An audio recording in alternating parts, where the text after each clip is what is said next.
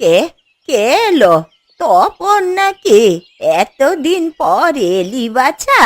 এতদিন পর তোর মায়ের কথা মনে পড়লো? আরে আমি তপন নই গো পিসিমা, আমি বিমল। আরে নদীতে যাচ্ছি একটু। ও, বিমল বুঝি? এদিকে আয় তো বাছা।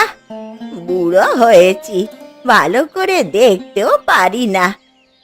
এসেছি পিসিমা, কিছু কি বলবে? নদীতে যাচ্ছিস কেন রে? স্নান করবি নাকি?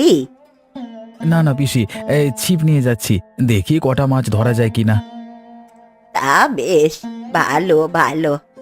আগে ও নদীতে অনেক মাছ থাকতো। ছোটবেলায় আমরা সবাই শাড়ির আঁচল পেতে মাছ ধরতাম। এখন আর সেই মাছ নেই। থাকবে কি করে, নদীর জল কি আছে আগের মতো? এখন হাঁটু ভিজিয়ে নদী পার হওয়া যায়। তা বাচ্চা, ও পারেই তো পোস্ট অফিস। একবার কি যাবি রে একটু? আমার তপনের কোনো চিঠি এলো কিনা দেখে আয় তো। আমি তো নদী পার হয়ে ওপারে যাব না পিসিমা, তবে বিকেলে হাটে যাব, তখন গিয়ে দেখে আসবক্ষণ। বেশ বেশ, যাস তখন। ছেলেটা বড় বজ্জাত হয়ে গেছে বুঝলি। আগে মাসে দুটো করে চিঠি দিত, এখন 2-3 মাসেও চিঠি পাওয়া যায় না। কে জানে, বিয়ে করি হয়তো তোমাকে ভুলে গেছে। তোর কথা একেবারে ফেলেও দেওয়া যায় না। আজকালকার ছেলেরা তো বড্ড পাক না। দুধের দাঁত পড়তে না পড়তেই ওদের পাখা গজায়। সেই জন্যই বলেছিলাম ছেলেকে শহরে পাঠিও না, কাজকর্ম করে এই গাঁয়ে থাকুক। শুনলে না তো আমার কথা। এই গায়ে থেকে আর কি করবে বল? আমাদের তো এই ভিটে মাটিটুকু ছাড়া আর কিছুই নেই। তোদের মতন মাঠে জমি থাকলে ওগুলো চাষবাস করে নয় খেতে পারতো। আরে আমাদের কি আগে এত জমি জমা ছিল?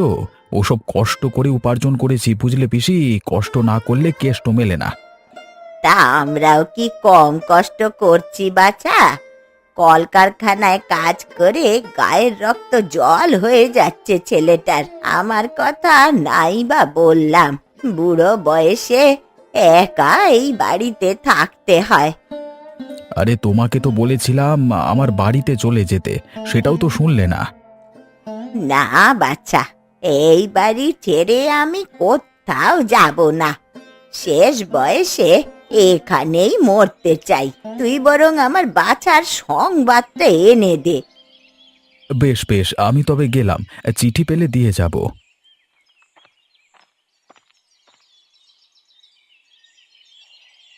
ওগো, আমরা ঠিক স্টেশনে নেমেছি তো? আমার কেমন জানি ভয় ভয় লাগছে। আরে তুমি তো প্রথম এসেছো, অপরিচিত তো লাগবেই। এটা আমাদের গাঁয়ের স্টেশন, আমার সব মনে আছে হে। কি এ তপন, কেমন আছো? আরে ওই তো প্রকাশ দাদা, উনি আমাদের গাঁয়েরই লোক। তা হঠাৎ এখানে কেন তুমি? আমি হাটে নতুন দোকান দিয়েছি খাবারের, এখানে এসেছি লোকজন নিয়ে যেতে। কেন, হোটেল কি চলছে না নাকি? না হে, কেউ খেতে আসে না, তাই তো এখানে এসেছি, যদি কয়েকটা মানুষ পাই। এসো তোমরাও এসে কিছু মুখে দিয়ে যাও। না দাদা, আজকে আর যাবো না। সন্ধে হয়ে এসেছে, বাড়ি ফিরতে হবে তো। বেশ, অন্যদিন এসো তবে। হ্যাঁ, তাই এই মেয়ে কে? ও আমার বউ ইন্দুবালা। আমরা কয়েকদিন আগেই বিয়ে করেছি। ও আচ্ছা আচ্ছা, তাহলে যাও তাড়াতাড়ি, পিসিমা তোমাদের জন্য অপেক্ষা করছেন বোধহয়। তাই এখান থেকে গাড়ি ঘোড়া পাওয়া যাবে নাকি হেঁটেই যেতে হবে? গাড়ি তো পাবে না, দিনের বেলায় গরুর গাড়ি থাকে, কিন্তু সন্ধ্যের পর আর কিছু পাওয়া যায় না। তাহলে তো হেঁটেই যেতে হবে। চলো ইন্দু, সন্ধে থাকতে থাকতে রওনা দিয়ে দিই। তাই যাও, সন্ধ্যের পর গায়ের পথঘাট দিয়ে চলাচল করা ভালো নয়, তার উপর আছে সুন্দরী মেয়ে মানুষ। হ্যাঁ, আর শোনো, গায়ের আগে যে তাল গাছটা আছে ওটা যথাসম্ভব এড়িয়ে চলবে। কেন, কি আছে ওই তাল গাছে? জনশ্রুতি আছে যে ওই তাল গাছে পা ভাঙা এক পেতনি বসবাস করে। সন্ধে কেউ ওই গাছের নিচে দিয়ে গেলে তাল দিয়ে মাথায় ঢিল ছোঁড়ে আর কি, মানে। তাহলে তো মুশকিল। বাগে পেলে ওই পেতনি তো আবার আমায় রেখেও দিতে পারে। সেও পারবে না, আমি যতক্ষণ আছি ততক্ষণ তুমি নিরাপদ। এখন চলো চলো, বাড়িতে রওনা দেওয়া যাক।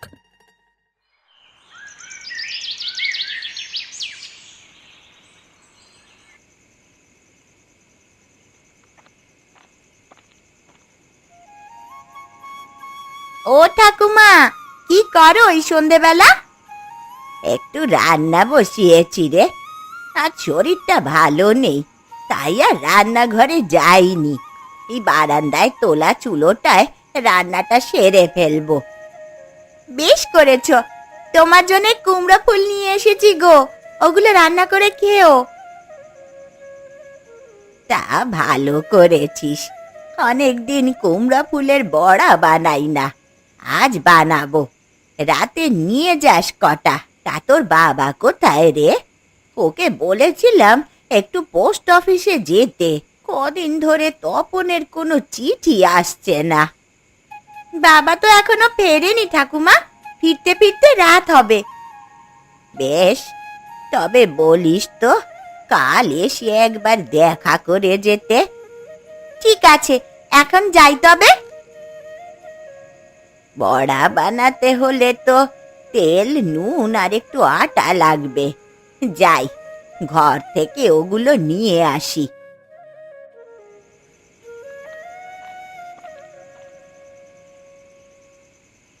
মা, ও মা, কোথায় গেলে? দেখে যাও কাকে নিয়ে এসেছি। কে কে এলি রে? তপনের মতন গলার স্বর শোনা যাচ্ছে। আমি এসেছি মা। তা তুমি কোথায়? বাড়িঘর এত অন্ধকার কেন? তপন, তুই এসেছিস বাছা?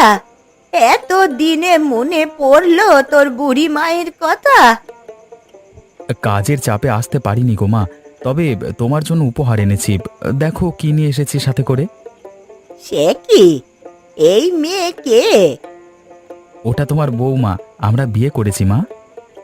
বিয়ে করেছিস? তাও আবার এক সুন্দরী মেয়েকে? কি দেখে ও তোকে বিয়ে করলো রে? সেটা তোমার বৌমাকে জিজ্ঞাসা করো। ও মেয়ে, তোমার নাম কি গো? কোথায় থাকো তুমি? আমার নাম ইন্দুবালা। ও যে দোকানে কাজ করতো তার মালিকের মেয়ে আমি। সে কি কথা? কর্মচারী হয়ে মালিকের মেয়েকে বিয়ে করেছিস?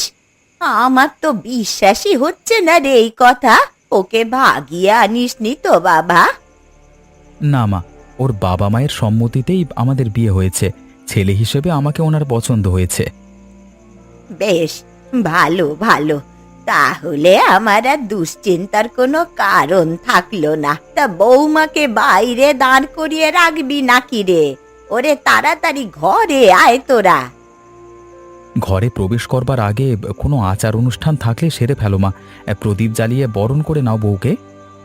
ও হ্যাঁ, আমি এক্ষুনি তোদেরকে বরণ করে নিচ্ছি।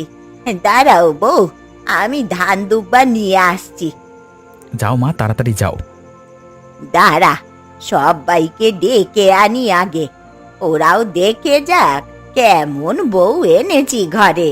ওগো, কে কোথায় আছো গো? দেখে যাও, তপন বউ নিয়ে এসেছে গো।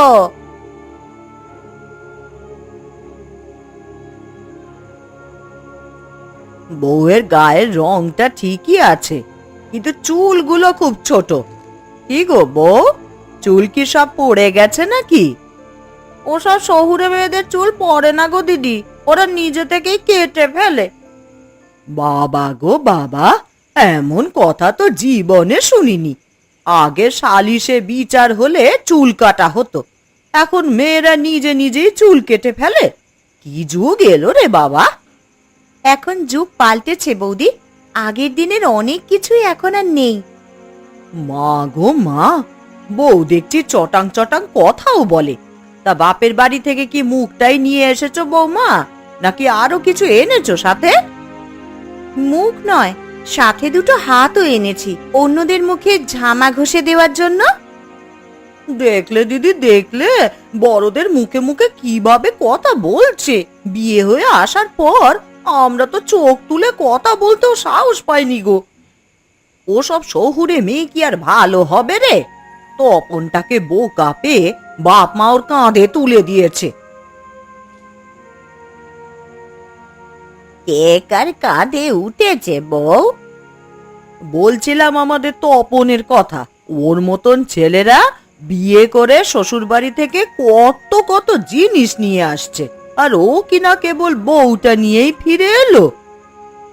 না বৌমা, আমার ছেলে যৌতুক নিয়ে বিয়ে করবে না। আর বিয়ে করবেই বা কেন?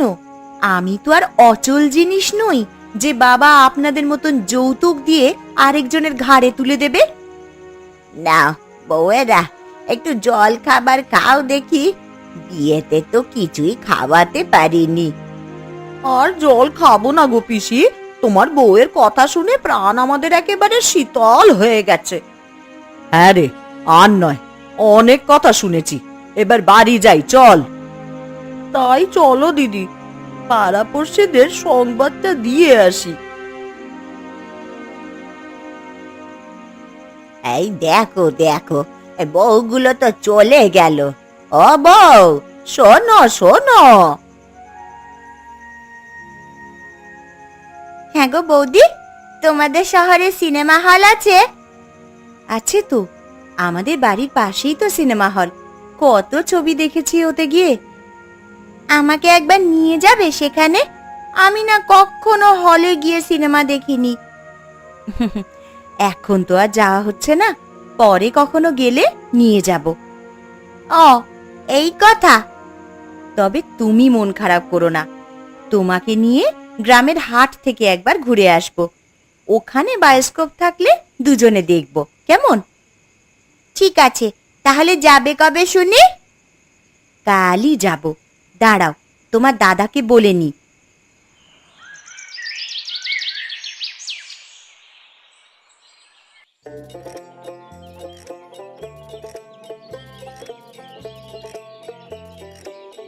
বায়োস্কোপটা খুব সুন্দর ছিল, তাই না বৌদি? হ্যাঁ রে, আমি আগে কখনো এরকম বায়োস্কোপ দেখিনি। এখন তাড়াতাড়ি বাড়ি ফিরতে হবে গো। হ্যাঁ গো, তুমি তো বাজার করে ফিরবে, তা আমরা থাকবো নাকি চলে যাব? তুমি আর ননি চলে যাও, আমি পরে আসছি। ফুচকা চটপটি খাবেন? সাথে আছে মজাদার টক ঝাল মিষ্টি। খেতে চাইলে এক্ষুনি চলে আসুন। কি হে, ফুচকা খাবে নাকি? চলো বৌদি, খেয়ে যাই। এখানকার ফুচকাগুলো খুবই সুস্বাদু। তুই যখন বলছিস তাহলে খাওয়া যায়।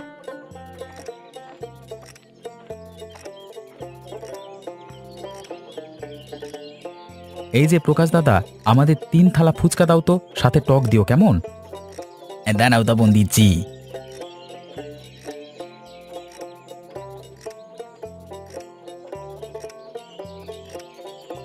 আহ, কি স্বাদ!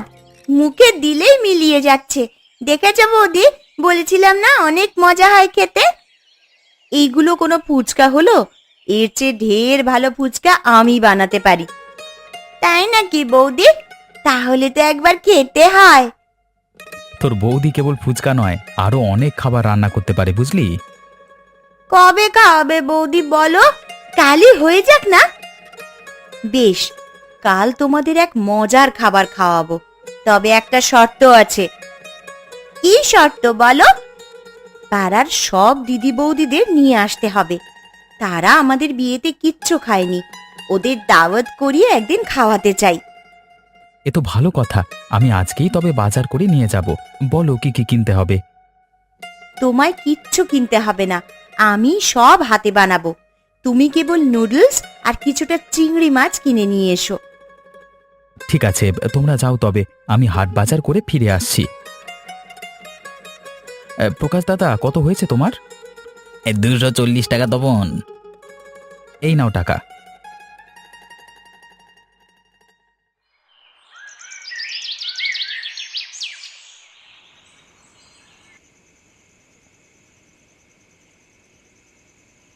তোমার রান্না কত দূর গো বৌদি? সবাই তো চলে এসেছে। আমার রান্না প্রায় শেষ ননি, ওই চিংড়িগুলো দাও তো। এই নাও চিংড়ি। তা কি রান্না করছো গো এইভাবে?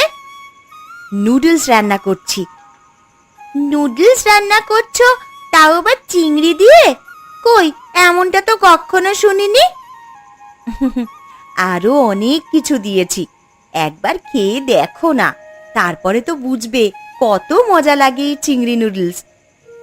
বেশ, একটু পরেই তো খাবো। এখন যাও, সবাইকে ডেকে নিয়ে এসো, আমার রান্না শেষ।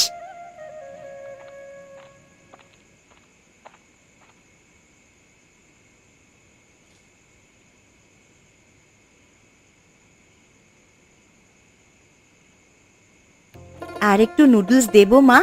আপনারটা তো শেষ হয়ে গেল। না না বৌমা, আমার আর লাগবে না, পাড়ার বৌজিদের দাও। আজকে নুডলসটা অনেক মজা হয়েছে বউ। কি দিয়ে রান্না করেছে গো ওটা? তেমন কিছু নয়, চিংড়ি মাছ আর কচুর ডাঁটা দিয়ে রান্না করেছি। কচু দিয়ে নুডলস রান্না করা যায়? এইটা তো জানতাম না। আমরা গাঁয়ের মেয়ে, এত সব কি জানবো? শহরে নিত্য নতুন কত রান্না আবিষ্কার হচ্ছে। গ্রাম আর শহরের কোনো পার্থক্যই নয় বৌদি, রান্নার প্রতি আগ্রহ থাকলে যে কোনো জায়গায় থেকেই ভালো রান্না করা যায়। বেশ তো, এইবার গায়ে এসে আমাদের নতুন নতুন খাবার রান্না করে খাওয়াবে। তোমার যেতে আগ্রহ আছে তা তো বোঝাই যাচ্ছে। বেশ, খাওয়াবো খন। তার কি কি খেতে চান? না না বাবা, আমার আর কিছু চাই না, এই নুডলসেই আমার মন ভরে গেছে। ও বউ, আমাকে আরেকটু দাও না গো। আমাকে একটু দিও বউ, আর একটা বাটিতে এই কিছুটা দিয়ে দিও তোমার দাদার জন্য। বাড়িতে নিয়ে গিয়ে ওকে খাওয়াবো খন।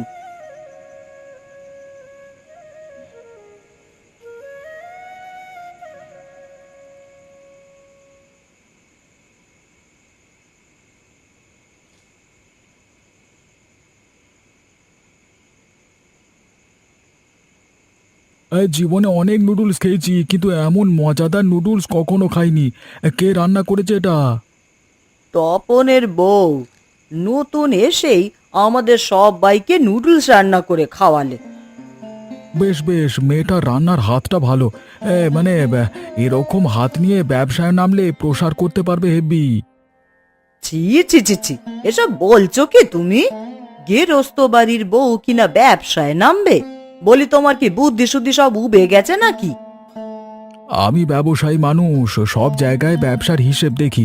তবে এই মেয়ে সংসারে থাকলেও ক্ষতি নেই, এমন সুস্বাদু রান্না কজনের ভাগ্যে জোটে। তার মানে আমার রান্না ভালো নয়, এটাই বলতে চাইছো তুমি? তেমনটা আমি বলিনি গিন্নি, তবে তোমার রান্না যে খুব ভালো সেটাও ঠিক নয়, বুঝলে? বেশ, আমার রান্না যখন ভালো নয়, তবে কাল থেকে তুমি নিজেই হাত পুড়িয়ে রান্না করে খেও। আমি আর উনুনের ধারে কাছেও যাব না। আরে এত ভয় দেখিও না তো গিন্নি, আমার ননিমা বড় হয়ে গেছে, এখন থেকে ওই আমাকে রান্না করে খাওয়াতে পারবে। পারবি না মা? পারবো বাবা, আমি নতুন কাকিমার কাছ থেকে সব কিছু শিখে আসবো। বেশ, আমিও তাহলে সেই প্রতীক্ষাতেই থাকি, দেখি তোদের বাপ বেটির জোর কত।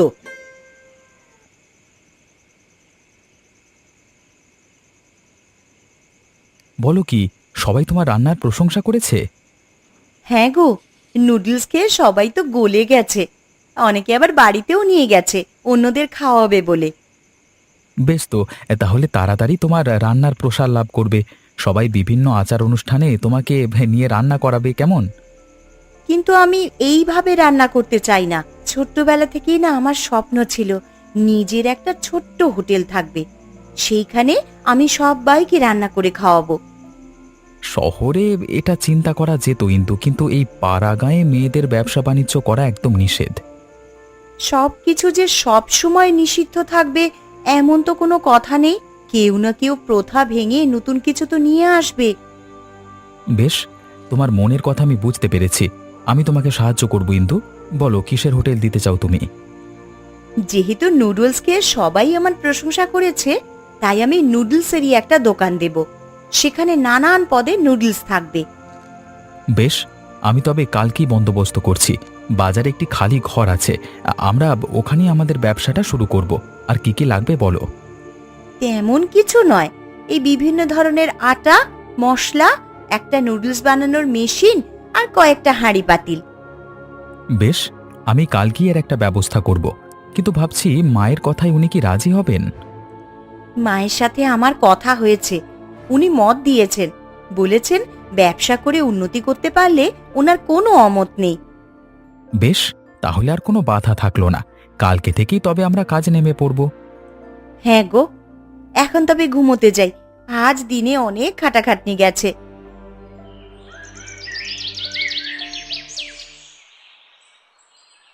কিন্তু পশ্চিমের টেবিলে আরো নুডলস লাগবে, তুমি তাড়াতাড়ি থালা সাজাও। ওনাদের একটু বসতে বলো, আমি এক্ষুনি নিয়ে আসছি।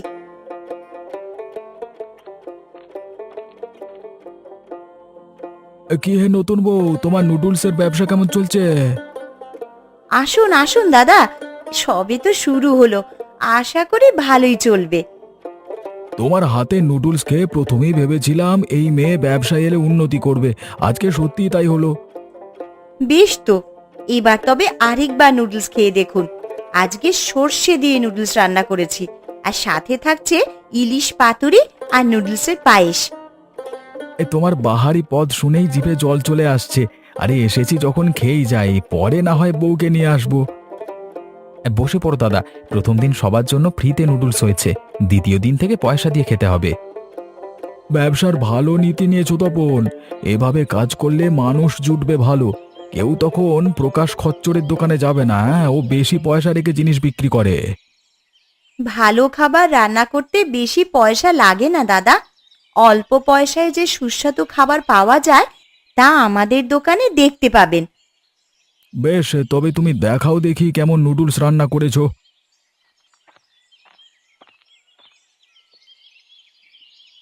আরে আসুন আসুন, আজকে যে কোনো খাবার অর্ধেক দামে দিয়ে দেবো, সাথে থাকছে মজাদার রান্না।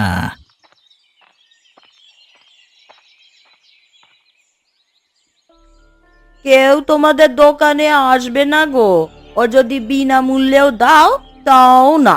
এর থেকে ঢের ভালো খাবার পাওয়া যাচ্ছে ওই নতুন বউয়ের দোকানে। ওই দোকানে এক খাবার পাওয়া যায়, কতদিন ওই নুডলস ভালো লাগবে তোমাদের বলো? এক পাদি পাওয়া গেলেও তার অনেক স্বাদ।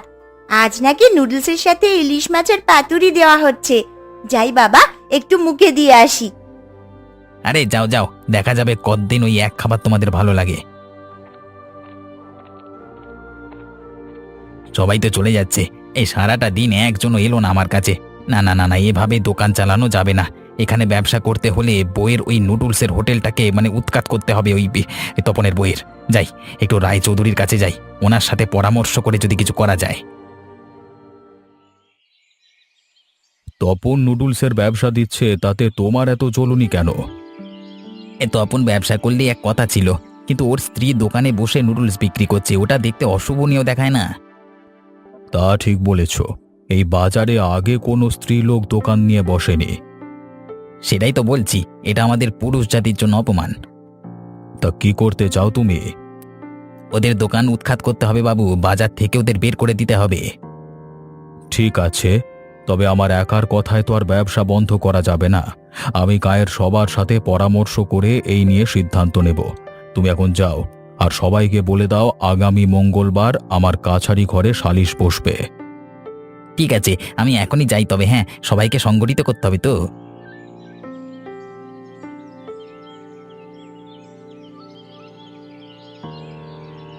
তোমরা সবাই ইতিমধ্যে জেনে গেছো এখানে কেন ডাকা হয়েছে। হ্যাঁ হুজুর, আমি সবাইকে ঘটনা বলে দিয়েছি আর কি। বেশ ভালো, তা তপন আর তার স্ত্রী আছে তো? আছি চৌধুরী মশাই, আমার স্ত্রীও এসেছে। তোমরাও নিশ্চয়ই জানো যে তোমাদের বিরুদ্ধে গুরুতর এক অভিযোগ করা হয়েছে। জানি রায়চৌধুরী মশাই, কিন্তু এটা কেমনতর বিচার, যেখানে একজন স্ত্রীলোক স্বাধীনভাবে ব্যবসা করে নিজের পায়ে দাঁড়ানোর চেষ্টা করছে, আর আপনারা তাকে বাধা দিচ্ছেন। এই বাজারে কোনো স্ত্রীলোককে আমরা ব্যবসা করতে দেব না, কেবল এখানে পুরুষ দোকানি থাকবে। শুনলে তো, এই বাজারে স্ত্রীলোককে চাচ্ছে না কেউ, সুতরাং তোমার নুডলসের ব্যবসা বন্ধ করতে হবে। বেশ, আপনাদের কথায় আমি আমার ব্যবসা বন্ধ করে দেব, কিন্তু দুটো শর্ত আছে, সেইগুলো যদি পূরণ করতে পারেন তবেই। কি শর্ত বলো? প্রথম শর্ত হলো গাঁয়ের সবার মতামত নিতে হবে। যদি বেশিরভাগ মানুষ আমার দোকান উঠিয়ে দেওয়ার কথা বলে তবে আমি তাই মেনে নেব। আর দ্বিতীয় শর্ত হলো আমার চেয়ে ভালো নুডলস রান্না করে কেউ যদি খাওয়াতে পারে তবে আমি মনে করি না এখানে আমার আর ব্যবসা করার কোনো প্রয়োজন আছে। আমরাও ইন্দুবালার কথার সাথে একমত রায়মশাই, এবং সেই সাথে বলছি আমি তার ব্যবসা করবার পক্ষে আছি। আমাদের আশেপাশের সব হাটে পুরুষদের পাশাপাশি নারীরাও ব্যবসা করছে, তাহলে আমাদের হাটে নয় কেন? আর ইন্দুবালার রান্নাকে কেউ ছাপিয়ে যেতে পারবে না চৌধুরী মশাই, ওর রান্নাই সেরা। হ্যাঁ হ্যাঁ, এই ইন্দুবালার রান্নাই সেরা, আমরা তার পক্ষে আমরা আছি। তারই পক্ষে আছি। হায় হায় হায়, সবাই যে ওর পক্ষে কথা বলছে, আমি এতক্ষণ ওদের কি শিখিয়ে আনলাম। দেখলে প্রকাশ, কেউ ইন্দুবালাকে তার নুডলসের ব্যবসা বন্ধ করতে বলছে না। যদি তোমার কোনো সমস্যা থাকে তবে তুমি এই বাজার থেকে উঠে যেতে পারো। ঠিক বলেছেন রায়মশাই, আজকে থেকে এখানে নারী পুরুষ সবাই ব্যবসা করবে। তাহলে সেই কথাই রইল, ইন্দুবালা তুমি জিতে গেলে। আজকে থেকে তোমার নুডলসের ব্যবসা আমাদের সবার সমর্থন করছে।